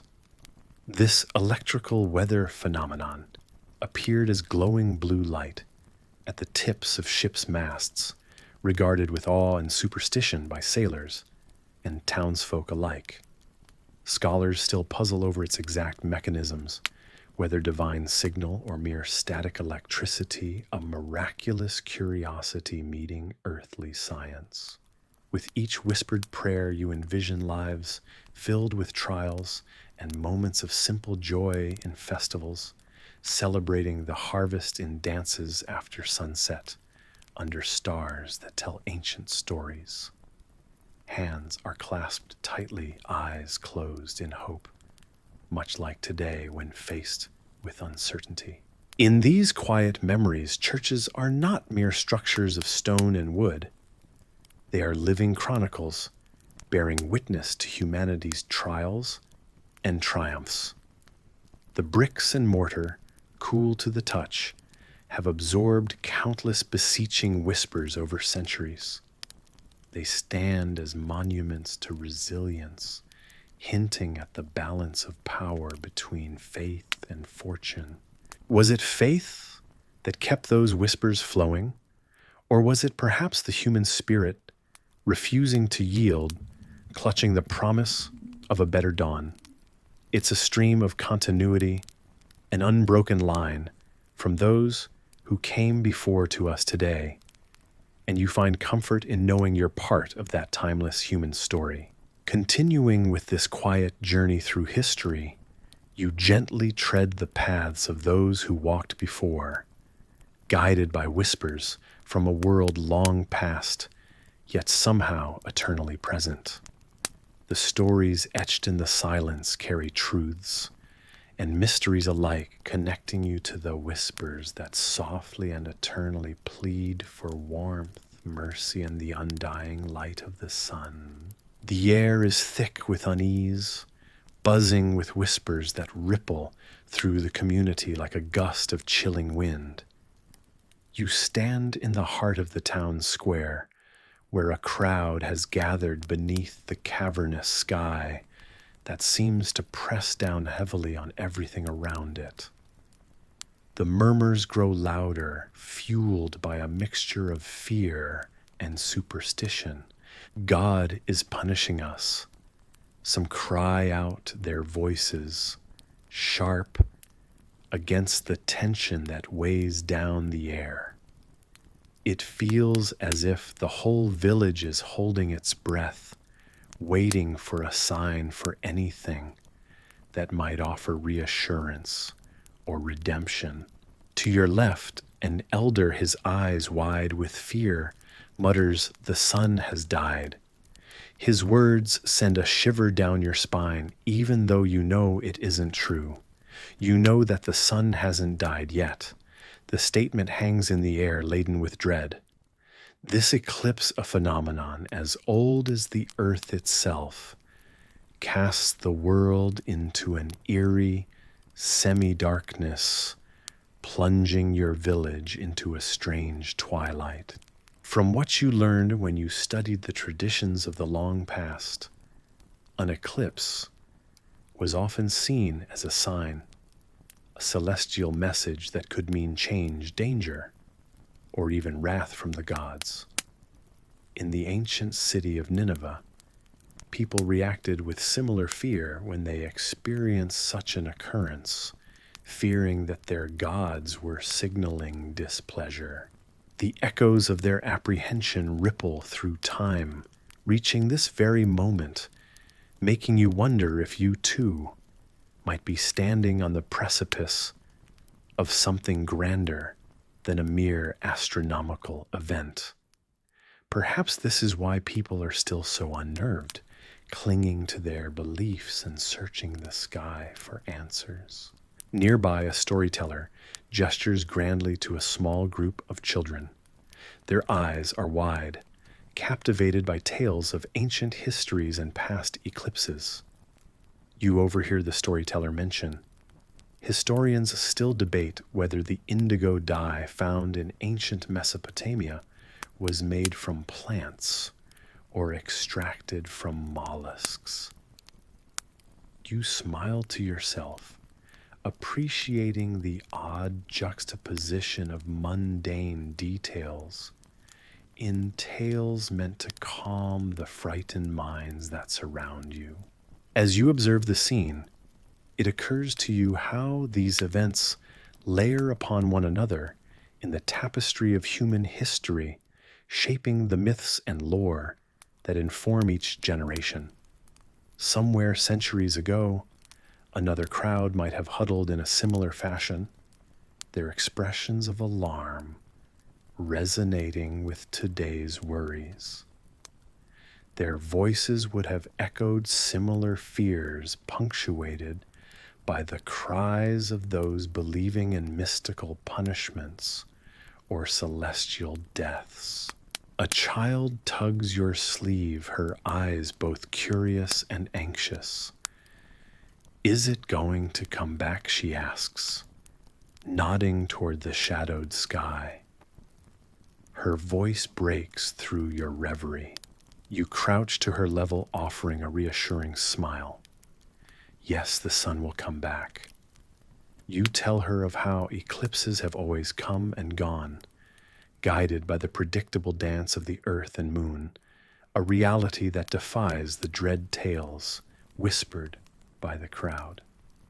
As you speak, you visualize ancient astronomers, their lines of precise numbers painstakingly predicting these celestial meetings. Yet here in this circle of worry, facts butt heads with imagination, and often it is the latter that wins. You're reminded of how history is not just a linear march of events, but a series of patterns and cycles, each bringing its own shadow and light, fear, and understanding. The comforting certainty of that cycle wraps around you, steadying your heart amid the tides of fear. The child nods, perhaps not fully comprehending the science, but soothed by the certainty in your words.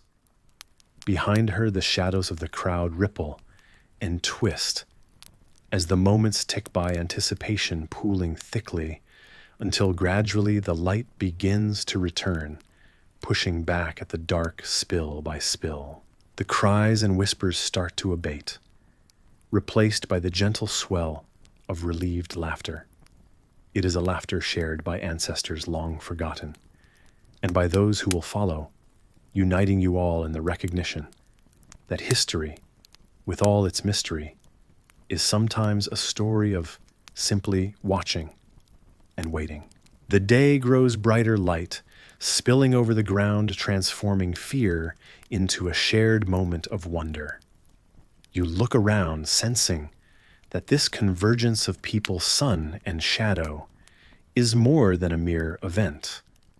It is a reminder of the profound connections threading through all humanity, binding you to your past and your future.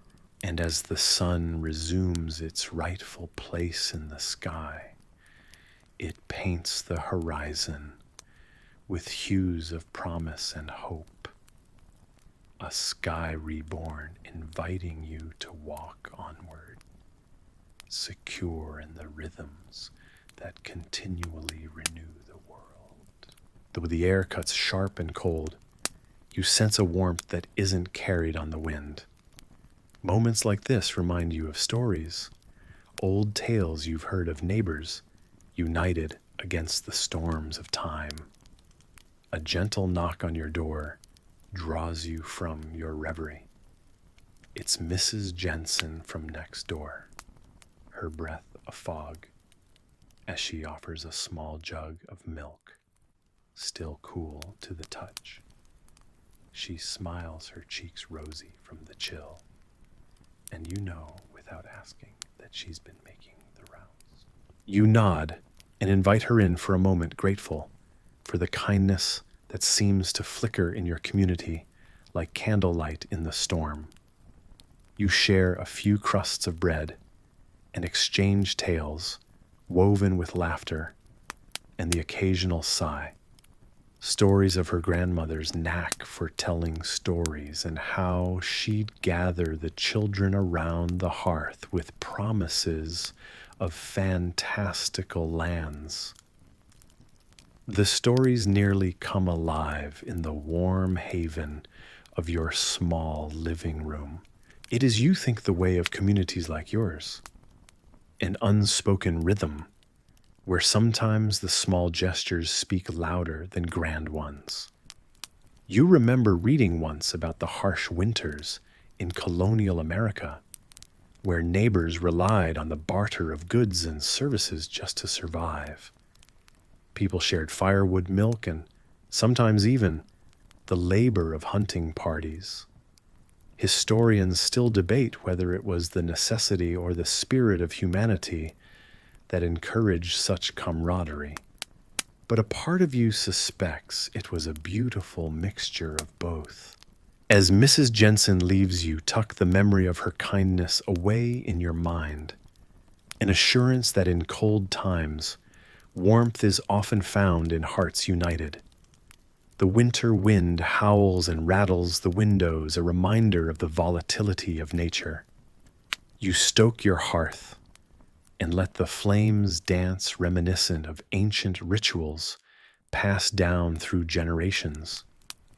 It makes you contemplate the endurance of traditions and how they're lit aflame by necessity, yet carried forward by the genuine care of one another. You think back to an unusual story you heard once, possibly just a rumor of a man in Scotland during the harsh winter of 1601.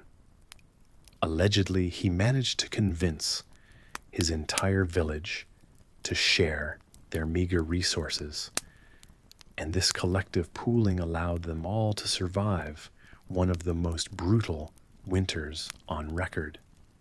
How true the details remain is still a conversation of curiosity among historians. Yet the message rings clear.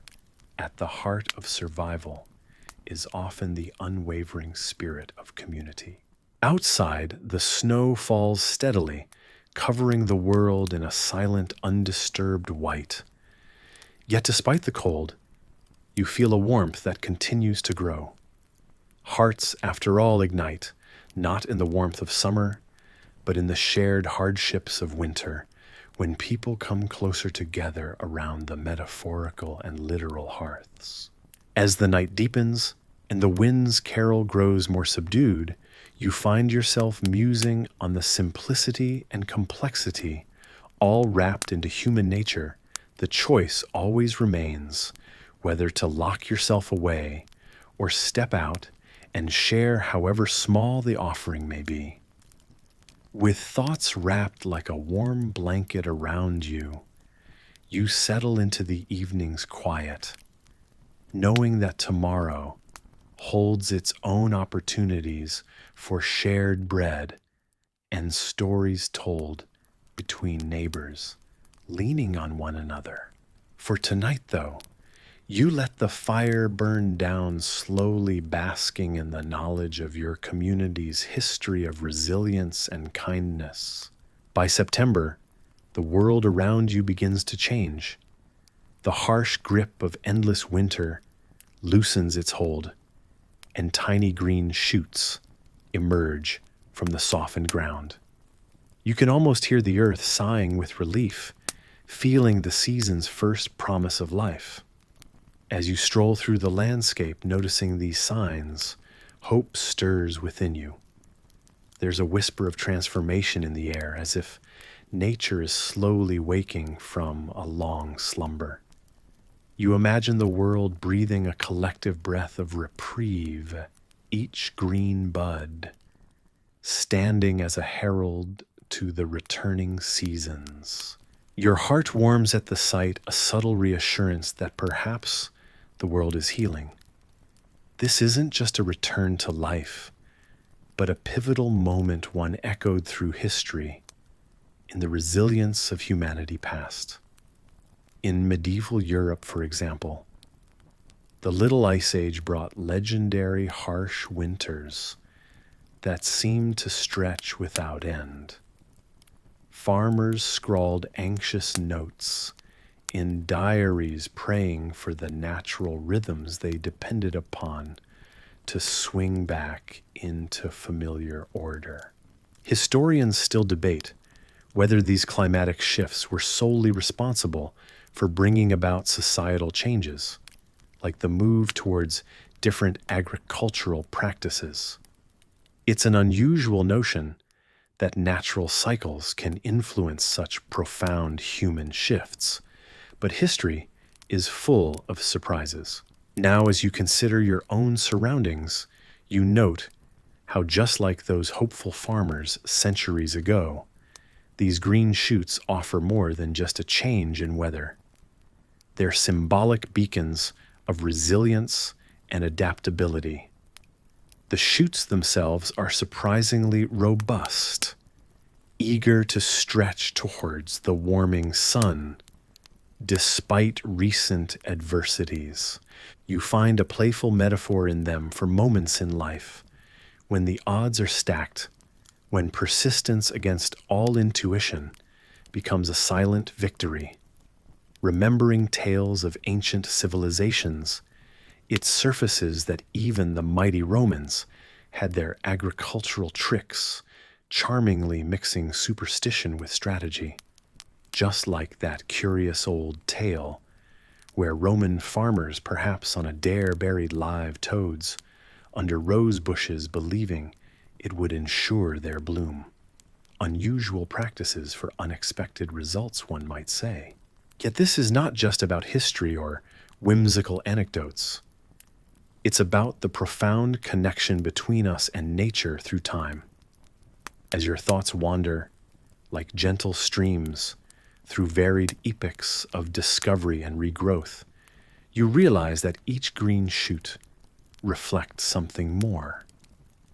It represents a perennial cycle that's as much about looking forward as it is about learning from the past. A particular shoot catches your eye. You kneel to look at it closely, marveling at its vibrant determination.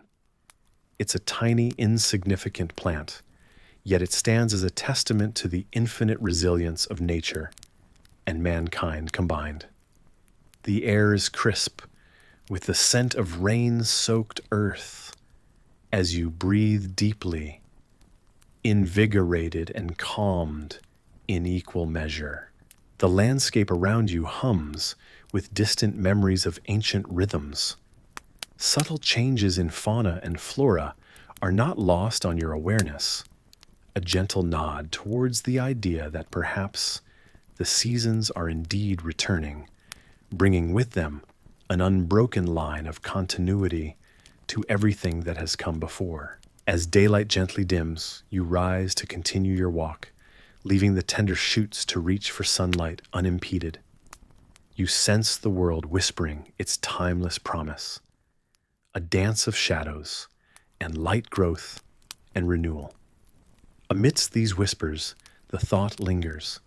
Just maybe the seasons and all the hope they bear are returning to their rightful place, inviting you to rest easy in the natural ebb and flow of the world. In 1817, the sun finally returns. After what seemed like an endless night, you feel the warmth on your skin once more, the rays gently brushing against your face, quenching a thirst you didn't even realize had consumed your spirit. You walk through fields that are verdant, again lush, with crops that were mere seeds of hope just months ago. The air feels different, somehow lighter, but carrying a reminder of the heavy, dark clouds that loomed over the world not too long ago. People around you speak of it in hushed tones, as if saying it aloud might bring back the foreboding chill. It was known as the year without a summer. In 1816, a strange tsunami of cold and darkness swept across continents, leaving no corner of the globe untouched by its icy breath. Snow fell in June. Frost gripped the ground in July. Crops that promised life and sustenance were stunted at every turn, whittling away to almost nothing. Historians attribute this to the eruption of Mount Tambora in present-day Indonesia in 1815, an explosion so colossal its effects rippled through the climate across the world. Yet they still debate whether other factors like the Little Ice Age played a part as well, weaving complexity into this climatic tapestry. The hardship was tangible, an unwavering presence in the eyes of every man, woman, and child. You remember standing in a field, perhaps much like the one you traverse now, where your breath rose in puffs against the late spring chill, detailing stark outlines of sheer willpower and desperation. Livestock suffered. Hunger gnawed at communities, the gnashing of teeth, underlined by silent cries you would hear in your bones. But the year taught people resilience, binding communities together in shared experience. There were moments of ingenuity amidst it all, like the widespread use of a type of black cheese, made from whatever remnants they could gather, an acquired taste. No doubt, but one that speaks volumes of human adaptability. One could even say that while 1816 took much away, it inspired creativity, just like how Europe's dreary skies pushed a young Mary Shelley to pen Frankenstein, a story born from Augustus' moonlit storytelling. This year, 1817, ushers in a cautious optimism. You see laughter reemerge fragile yet determined like blooms, pushing through winter's last stubborn vestiges. You stand at the market bustling with sounds of negotiation and social chit-chat revived by new harvests. Bartering is livelier than it has been in memory, with colored fruits and grains spreading across tables in a vibrant mosaic. Yet buried under conversations about weather and trade, there's a whisper of last year's specter, a quiet acknowledgement of shared survival, a cloud that shades every sunny day, with the wisdom of hardship overcome. Even as you engage in the now, stories of distant lands trickle in with claims that Europe saw vivid sunsets, painted skies in horrific orange and purple in the volcanic aftermath, a surreal beauty born from destruction. Some swear those were the most exquisite sunsets to have ever graced the earth, though who really can say for sure? As you continue your walk, you think about what you've learned. How true strength has been rediscovering joy in the mundane, a fresh loaf of bread, the warmth of a small fire family gathered safe and sound after trials. It's as if these small blessings have grown in significance, magnified by the paucity of years past. You recall your neighbor, an elderly woman, with a gift for recalling old folk tales mixed with tidbits of history. Her stories gave depth to the years, wrapping you in worlds far beyond as snow pelted and winds howled. Every storm runs out of rain, she'd say, and this world always seemed to find its sunlight again, even in the darkest hours. At the time, it was hard to believe, but now, you'd like to think there's truth to her musings. Time is passing in that certain way. It does the days, gradually expanding old rhythms, returning as natural and certain as the earth's own quiet turning. People still swap stories that end in hopeful laughter, assuring each other perhaps as much as themselves that the seasons will behave this year and that seeds will crest into the sky. Hindsight offers tales, and humanity leans toward the arc of hope, just like they've always done. The sun kisses the horizon warmly as you end your journey shadows, stretching long but soft, a gentle reminder of days past and those still yet to come. The brightness of this moment lingers, promising renewal. In your gentle exhales, the world feels more expansive, more alive, as if carefully reminding you that whilst history can cast long shadows, today's sun will always be a stronger promise. Shadows, after all, require light to exist. Finally, as the day winds down, a light breeze whispers through the trees, almost like a lullaby blending into the rustle of leaves, urging everyone and everything to rest. You hear the distant call of the night, inviting you to relax, to let the irony of a warm night consume your senses, a harmony never taken for granted. The world urges you to trust in the stars' quiet glow, reassuring you gently that while the past cannot be unwritten, the future can always be as bright as the sun, finally shining once more. As you return home, there's a comforting reassurance deep in your chest, mingled with a touch of nostalgia. You retreat to your resting place and allow the hum of a gentle evening to guide you quietly to sleep, where dreams often knit together. What fragments wakefulness severs a tapestry of consolation and calm. Then amidst the flickers of images dancing in twilight's embrace, your breathing slows. The persistent pulse of a cricket choir fills the night air steady and soft. The window is cracked open just a bit, letting in the serene night's caress, wrapping around you like an invisible blanket. Eyes closed, body resting, you find solace in this quiet universe you've reclaimed, and realize that even though seasons change and times challenge and sleep, everything is as it should be, peaceful and sound.